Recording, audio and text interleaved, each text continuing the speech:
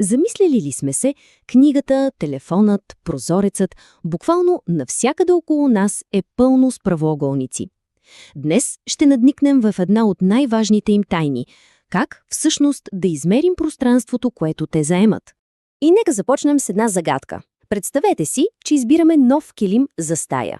Кое е онова единствено, ключово нещо, което трябва да измерим, за да сме сигурни, че килимът ще пасне идеално?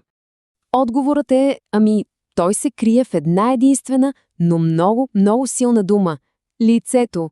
Да, точно така. Лицето на пода е това, което ни трябва. Добре, но какво точно означава лице? Ако трябва да го кажем съвсем простичко, това е цялото пространство, което е затворено вътре в една фигура, а го измерваме в едни такива специални, квадратни единици. Разбира се, един начин да го измерим е да разделим всичко на малки квадратчета и да ги броим. Едно по едно. Обаче това е доста бавно, нали? Особено за една голяма стая. Със сигурност трябва да има и по-бърз начин. И да, разбира се, че има. Математиката ни дава една тайна формула. Един вид пряк път, с който всичко става супер бързо и лесно. Ето я. S се равнява на A умножено по B. А буквата S, между другото, се използва за лице, защото идва от латинската дума superficies, което означава точно това – повърхност. И сега, какво са А и Б? Много е просто. А е дължината на правоъгълника, а Б пък е неговата ширина. Така че, за да намерим лицето, просто умножаваме тези две страни. И тази формула работи перфектно точно за правоъгълници. Защо ли? Защото те, по дефиниция, винаги имат 4 прави ъгъла, всеки по 90 градуса, и срещуположните им страни са равни. Точно това прави изчислението толкова предвидимо и лесно.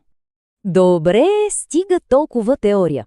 Време е да изпробваме тази формула в действие с нашето първо практическо предизвикателство. И така, мисията е следната. Имаме една маса, дълга е 12 метра и широка 7 метра. Трябва да намерим лицето й. Да, това е една доста голяма маса, но принципът си е същият. Решението е в 3 лесни стъпки. Първо, взимаме си формулата. S е равно на A по B. После, стъпка втора. Заместваме с нашите числа, т.е. S е равно на 12 по 7. И накрая, третата стъпка е просто да го сметнем.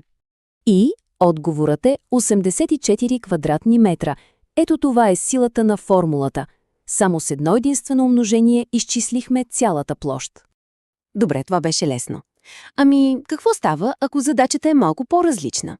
Да кажем, че знаем отговора, т.е. лицето, но пък не знаем една от страните. Хайде да опитаме с второто предизвикателство. Този път картинката е, така да се каже, обърната. Знаем, че лицето на една ливада е 72 квадратни метра. Знаем също и дължината й – 9 метра. Големия въпрос е колко е широка. И ето тук идва ключовият момент. Щом за намиране на лице използваме умножение, то, за да намерим липсваща страна, когато вече знаем лицето, просто правим обратното. Използваме деление. Стъпките отново са кристално ясни. Първо, взимаме новата формула. B е равно на S разделено на A. Второ, заместваме с числата. B е равно на 72 разделено на 9. И трето, получаваме отговора – 8 метра. И ето така, вече разполагаме с цял набор от, мощни инструменти. Без значение дали търсим лицето или пък някоя от страните, вече има ясен и точен път към отговора. Системата всъщност е много логична. Дали ще търсим лицето, ширината или пък дължината, вече си има формула за всичко. Най-важното е просто да определим какво знаем и какво търсим. И така, за финал остава едно малко предизвикателство.